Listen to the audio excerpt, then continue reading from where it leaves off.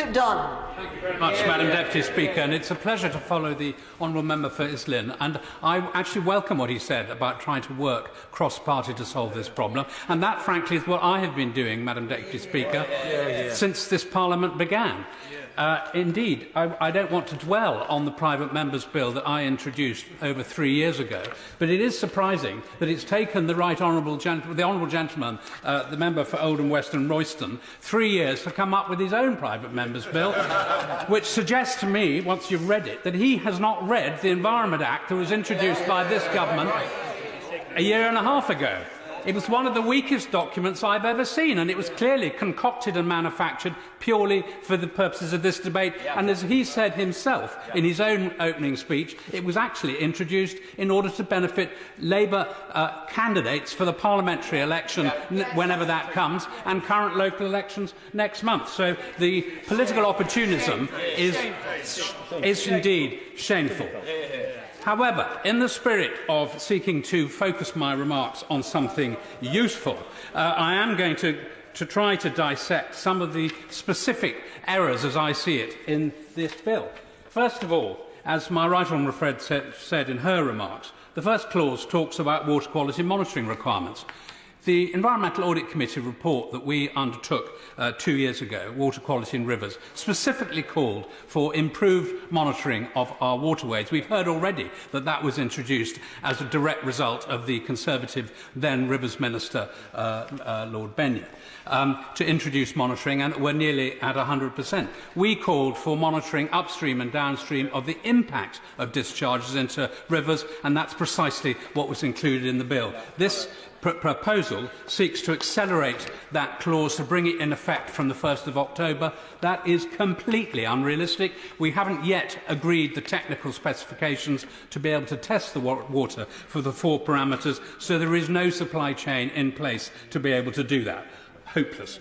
Second clause talks about adverse impacts and seeking to accelerate and define the progressive reduction of sewage discharges, which is another clause in the Act, trying to bring 90% of such discharges to be prevented by 2030. The Secretary of State has already pointed out that there is no clarity on how much this will cost. We know it could cost hundreds of billions of pounds, £1,000 on a customer bill, and would divert the entire construction industry into fixing this problem in this country. So during the next 7 years, which hospitals, which schools would not be built as a result of this Labour measure? I'm happy to give way.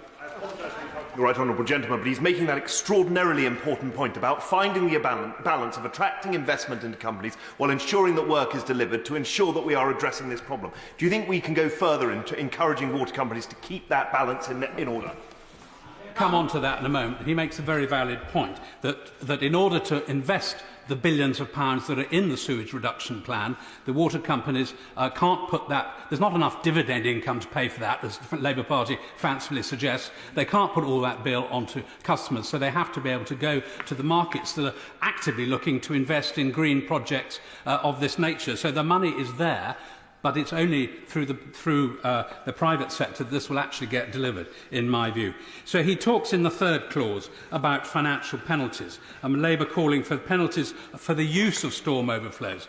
Well, as my right honourable Fred has also said, this is a matter of degree. This is already there, and it is this party that has introduced the Water Restoration Fund, which is being consulted on the moment, so that the over 2,000 investigations into licence permit breaches, which are currently being investigated by Ofwat and the Environment Agency as a result of direction from this government, the proceeds of any fines from that will go to help make the polluter pay. So this is happening, and what, of course, the Labour Party motion would suggest is that this would happen instantly, and it would put the entire water system into disarray. So it's another completely unrealistic proposition. Fourthly, they call for to produce a discharge strategy. Well, he's clearly not read the sewage discharge reduction plan that was published a year ago by this government.